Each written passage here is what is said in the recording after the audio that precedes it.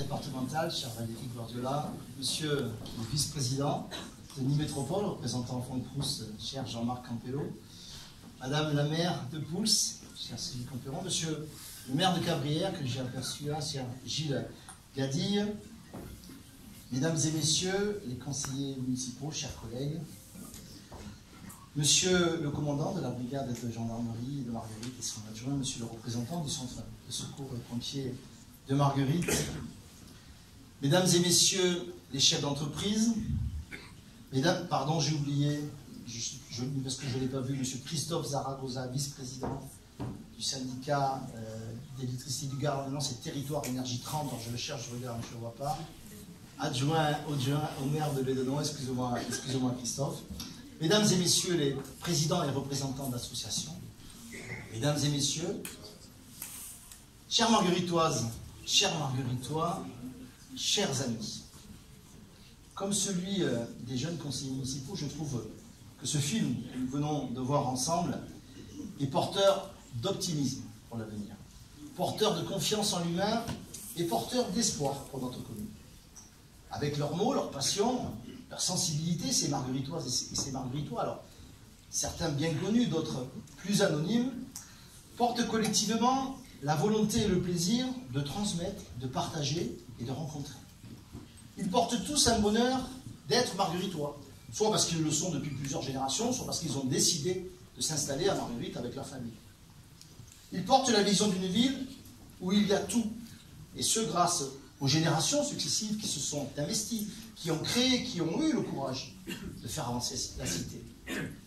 Ils portent la joie d'une ville qui vibre, qui rayonne, grâce à ses traditions, sa culture, ses événements, ses associations et ses entreprises. Ils portent la sérénité d'une ville où l'on partage le bon vivre, en toute sécurité, grâce à l'action de tous les acteurs, la mairie, les gendarmes, les pompiers. Ils portent la responsabilité d'une ville où l'on vit le présent en ayant la force de préserver, voire d'embellir l'avenir. Ils portent l'exigence légitime d'une ville où les citoyens ont la parole, où l'on dit ce que l'on fait et où l'on fait ce que l'on dit. Ils donnent confiance et ils font confiance. Alors oui, nous pouvons avoir confiance. Confiance en nous, confiance en notre commune, en tous ces acteurs, citoyens, élus, partenaires. Oui, nous pouvons croire en la bienveillance, assurer la justice pour donner à Marguerite, pour donner à chaque Margueritoise et chaque Margueritois la solidarité, la sécurité et la stabilité. C'est ainsi que Marguerite fait commune. Et c'est le ciment que vous êtes nombreux à appeler, on l'a entendu dans le film, le bon vivre à Marguerite. Assurer la solidarité, la sécurité et la stabilité, c'est d'abord préserver le pouvoir d'achat des familles, préserver la capacité d'investissement des entreprises, préserver les moyens donnés aux services publics locaux et préserver le soutien aux activités associatives. C'est pour cela que depuis 2020, comme je m'y étais engagé devant les électeurs, devant les citoyens, je n'ai pas augmenté d'un centime les impôts. Les taux que j'ai trouvés en 2020 à mon élection sont ceux qui seront appliqués en 2025. Et je vous le dis d'ores et déjà, ceux qui seront appliqués en 2026. C'est pour cela encore que je n'ai décidé aucune augmentation des tarifs des services municipaux. Ni la cantine, ni les accueils, ni les terrasses des commerces, ni la médiathèque. Aucune augmentation. C'est pour cela qu'avec ma majorité, et comme la quasi-totalité des grandes collectivités locales, nous avons voté notre budget, le budget de la commune, dès le mois de décembre dernier. Ce qui nous permet d'être pleinement, et ce depuis le 1er janvier, pleinement dans l'action, ce qui nous permet de poursuivre nos investissements, de faire travailler les entreprises, de voter dans quelques semaines des subventions aux associations chères à Audrey Rank, et enfin d'approuver des moyens conséquents pour nos acteurs du lien social que sont le CCAS et l'ESCAL. C'est environ 1 million d'euros qui sont consacrés à la solidarité, l'animation, la culture et la jeunesse. Et à travers le CCAS et l'ESCAL, je voudrais souligner la qualité et la force de l'ensemble des services publics présents dans la commune et de nos agents municipaux. Services et agents qui sont présents à vos côtés, au quotidien, et qui interviennent dans tous les domaines de notre vie. Éducation, entretien de la ville, culture, sport, festivités, espaces verts, voirie, enfance, mais aussi au sein de nos bâtiments publics et de notre patrimoine qui se rénove petit à petit en fonction de nos capacités financières et du soutien de nos partenaires institutionnels que sont l'État, la région Occitanie, le département du Gard et l'agglomération de Nîmes Métropole. Partenaires que nous devons tous remercier, car depuis 2020, ce sont plus de 4,5 millions d'euros qu'ils nous ont apportés pour équiper, pour moderniser notre ville, pour rénover nos bâtiments et nos espaces publics, pour renforcer notre attractivité. Rénovation de l'éclairage public, création du parc Magne, aménagement des berges du Canabou, rénovation thermique de nos écoles, de notre crèche et de nos bâtiments publics, politique de végétalisation, Liliane, ou encore en 2025, l'aménagement dans quelques semaines de l'accueil de la mairie pour un budget global de 100 000 €, afin que la maison des citoyens, votre maison, soit enfin en règle avec les normes d'accessibilité, de confidentialité et de sécurité. Nous serons tous d'accord pour constater que dans solidarité, sécurité et stabilité, le deuxième item, c'est-à-dire la sécurité, est une préoccupation majeure des citoyens. Un droit premier et légitime, un fondement de la vie collective. Chaque consultation des habitants, d'ailleurs, place cette question dans le trio de tête des attentes et des demandes. Avec Frédéric Courant, mon adjoint aux sécurités, et tous les élus de la majorité, nous avons fait de cette question un des piliers de notre action. Et c'est ainsi que dès 2021, en lien avec les autorités départementales de police et de gendarmerie, nous avons remplacé les 32 caméras de vidéoprotection qui ne fonctionnaient pas toutes, et surtout, dont personne ou très peu ne voyait les images. Nous les avons connectées 24 heures sur 24 et 7 jours sur 7 au centre de vidéoprotection de Nîmes Métropole, le CUIVP. Et nous en avons plus que doublé le nombre, puisque avec l'installation de la dernière caméra à l'entrée de Mézirac, nous atteignons aujourd'hui le nombre de 70 caméras sur notre commune. Et le plus important de cet investissement majeur, ce sont en fait les effets qu'il produit. Une baisse constante des chiffres de la délinquance dans la commune, et plusieurs centaines d'utilisations des images chaque année qui permettent de faire notablement avancer le travail des enquêteurs. Et on a vu récemment le rôle essentiel de la vidéoprotection dans l'arrestation, il y a quelques jours, des cambrioleurs qui ont œuvré dans l'entreprise Baumel. Et j'en profite d'ailleurs pour saluer, mon lieutenant, l'action de la brigade de Marguerite et de l'ensemble des forces de gendarmerie dans cette affaire. Enfin, la surveillance constante effectuée par le CUVP permet souvent d'alerter en temps réel les femmes et les hommes de terrain, nos 33 gendarmes, et maintenant nos 6 policiers municipaux, mais aussi les pompiers qui tous travaillent ensemble et en cohérence. Entre gendarmes et policiers municipaux, de nouveaux moyens, une nouvelle organisation, une mutualisation des forces et des informations qui leur permet d'être plus nombreux et plus longtemps sur le terrain, en ciblant de façon privilégiée les points et les moments les plus sensibles. Je salue les policiers municipaux que je vois là. Permettez-moi, en notre nom à tous, d'adresser mes remerciements à toutes ces femmes et ces hommes qui font de Marguerite une ville sûre, une ville sereine.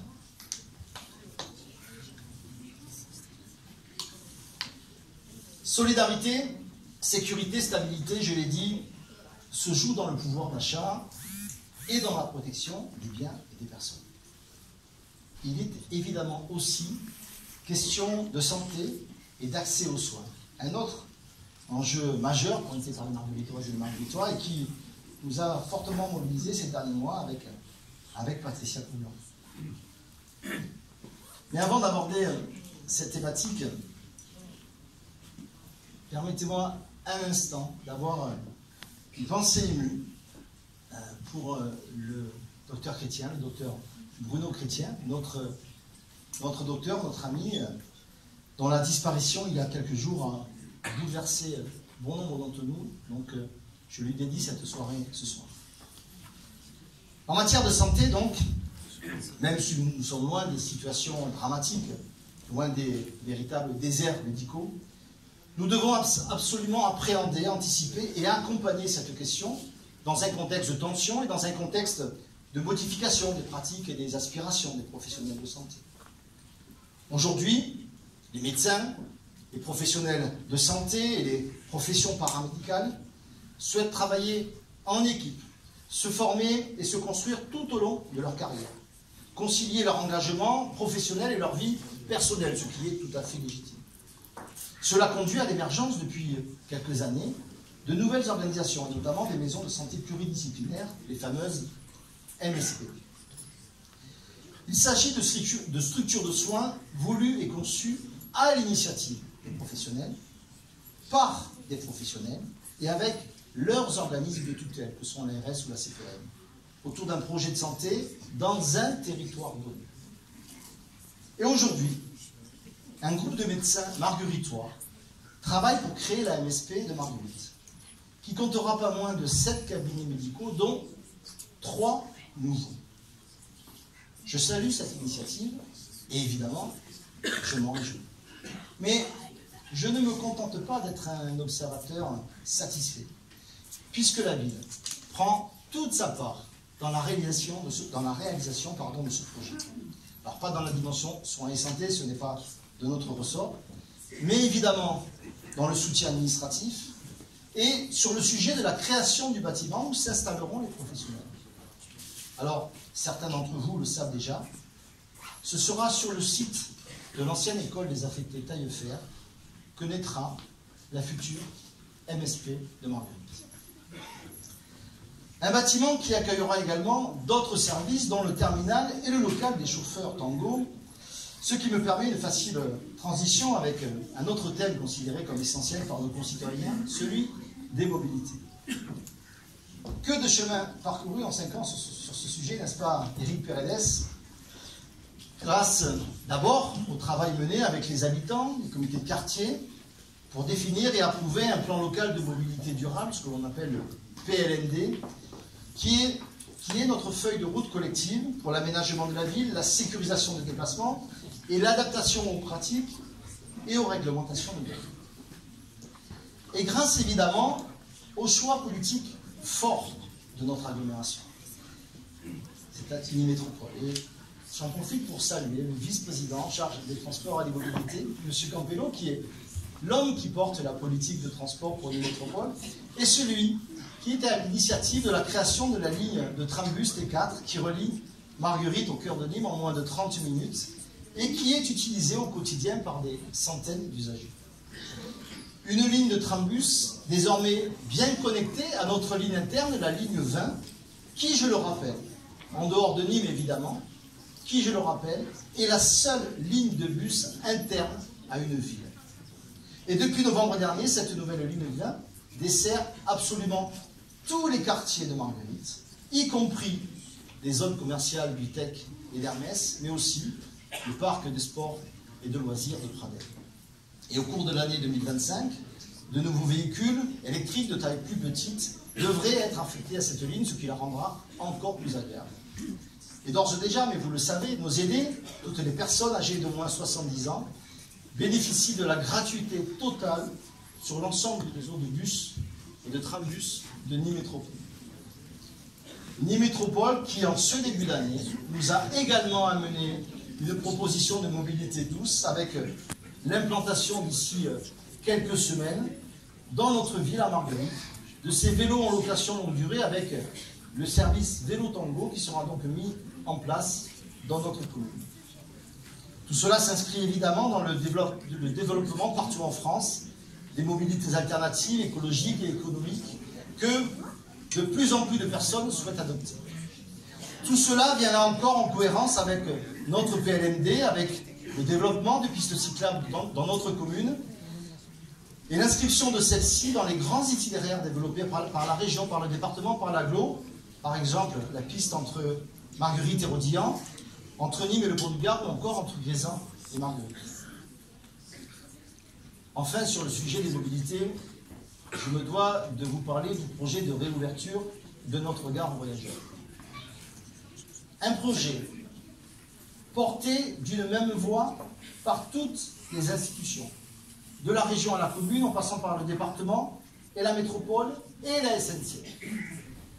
Un projet totalement financé et même planifié. Mais un projet qui est menacé d'un retard de 2 ans par une haute autorité nationale qui a décidé qu'il fallait 2 ans d'études pour savoir si on pouvait faire rouler sur cette ligne 10 trains de plus que les 40 et quelques qui y circulent tous les jours. Je vous avoue que des fois, cela devient désespérant. Quoi qu'il en soit, nous continuons à nous mobiliser pour que ce projet aboutisse dans des délais plus raisonnables. Car ce projet, il participe grandement à la modernisation de notre vie, à la sécurisation des déplacements et à l'amélioration de notre cadre de vie. Assurer la solidarité, la sécurité, la stabilité dans une année placée sous le double emblème de la paix et de la confiance, je vous renvoie à ma carte de vœux.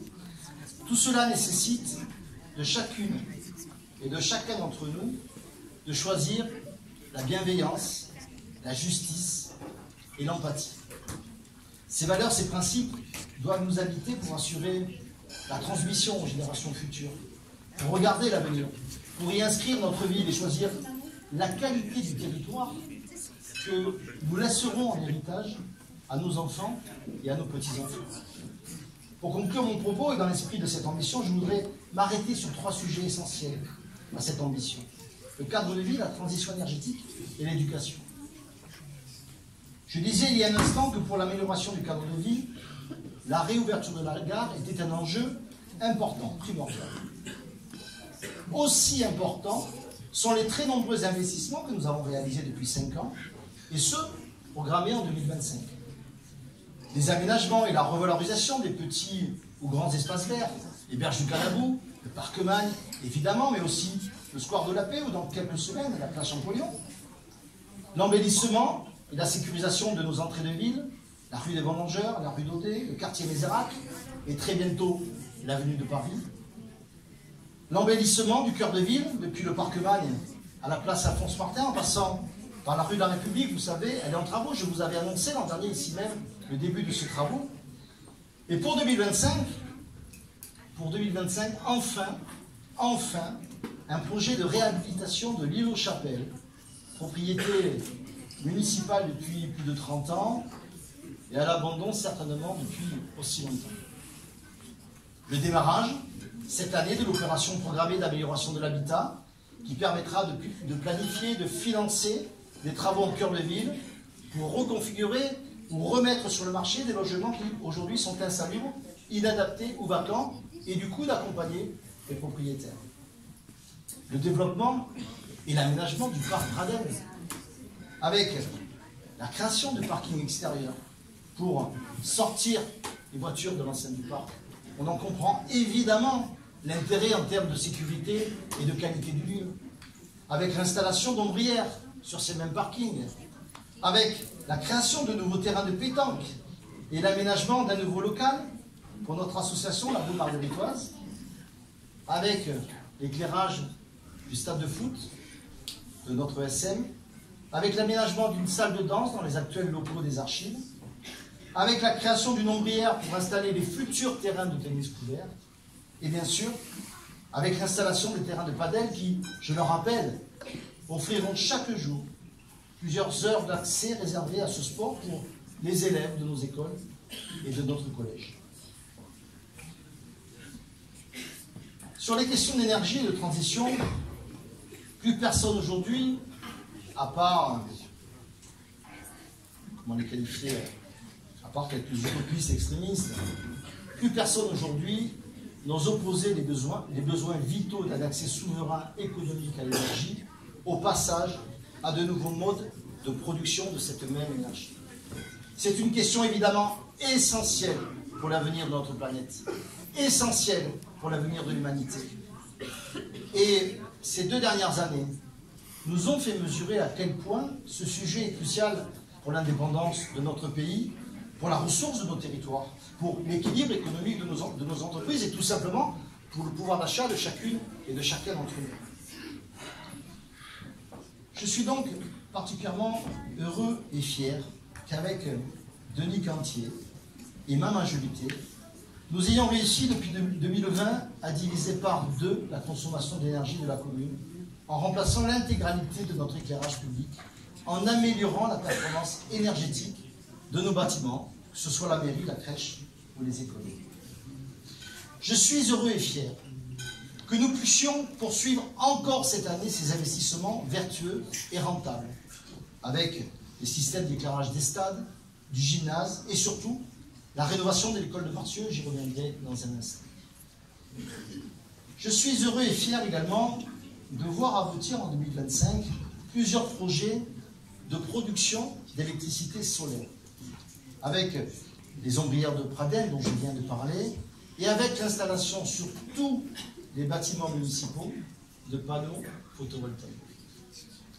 Cet engagement, consolidé aux initiatives privées, celles des particuliers, celles des entreprises, cet engagement permettra à Marguerite de produire environ 50% de l'électricité qu'elle consomme. Et pour l'autre moitié, et même un peu plus, pour que Marguerite devienne une ville à énergie positive, c'est-à-dire une ville qui produit plus d'énergie qu'elle n'en consomme. Vous savez qu'est à l'étude, par les services de l'État, d'un projet de requalification de l'ancienne décharge à ciel ouvert, que certains d'entre nous ont connu en route de Pouce, et donc d'installation d'une ferme photovoltaïque qui pourrait produire plus de 50% de notre consommation. Lancé en 2021, ce projet s'inscrit dans la politique nationale d'accélération des énergies renouvelables et surtout non polluantes. Je pense que l'on peut tous souhaiter cette mutation de la production d'énergie. Et il me paraît responsable que chacun, que chaque territoire prenne sa part et participe à cette ambition. Car c'est aussi cela, la solidarité, la sécurité et la stabilité. Je voudrais, arrivant au bout de mon propos, enfin, diront certains, prendre le temps de souhaiter à chacune et à chacun d'entre vous, pour vos proches, pour vos projets, une très bonne et une très belle année 2025. Qu'elle vous apporte tout ce que vous en espérez. Qu'elle apporte au monde, à notre pays et à notre ville, la paix et la confiance, auxquelles je faisais référence tout à l'heure. Et pour illustrer ces souhaits, je conclurai en évoquant le symbole qui est pour notre commune et pour beaucoup d'entre nous, l'école de Marcieux. École historique, école plus que quinquagénaire, école chère à mon cœur, car ce fut mon école, mais c'est le cas de beaucoup d'entre nous ce soir. École qui n'a jamais été rénovée, sauf la façade il y a quelques années. Après l'été prochain, on ne pourra plus le dire, puisque cette année, plus de 600 000 € vont être investis pour une requalification complète et évidemment énergétique de l'école élémentaire. Et plus de 300 000 € pour la végétalisation des cours de l'école élémentaire et de la maternelle. 1 million d'euros d'investissement. C'est un investissement spectaculaire, un investissement légitime et prioritaire pour les élèves et les équipes des écoles de Marcieux. Un investissement qui marque la hauteur de l'attention que nous portons à ceux qui sont l'avenir de notre commune, c'est-à-dire nos enfants et nos petits-enfants. Venant après une réalisation de même ampleur aux écoles des Rouzes et après les aménagements réalisés à l'école du Genesté, cet investissement vient conclure un cycle de 3 ans, 2023, 2024, 2025, pendant lequel nous aurons réalisé la rénovation de toutes les écoles de la commune, la végétalisation de tous les cours, pour offrir à nos enfants de nouvelles, meilleures conditions d'apprentissage, d'épanouissement et de vie. Je suis convaincu que nous devons être collectivement satisfaits de cet engagement. Car je le disais tout à l'heure aux enfants du conseil municipal, si en cette année 2025, le premier quart du XXIe siècle s'achève, les 2 suivants leur appartiendront. À nous de leur transmettre le bon vivre à Marguerite, dont nous parlions tout à l'heure, avec bienveillance, confiance et justice, pour paraphraser Spinoza. Je vous remercie de votre attention. Je vous invite à discuter, à échanger et bien sûr profiter des excellents produits préparés et proposés par les agriculteurs gardois de Bienvenue à la ferme qui sont présents ce soir. Et je vous souhaite une nouvelle fois, à vous toutes et à vous tous, une très belle année 2025. Je vous remercie.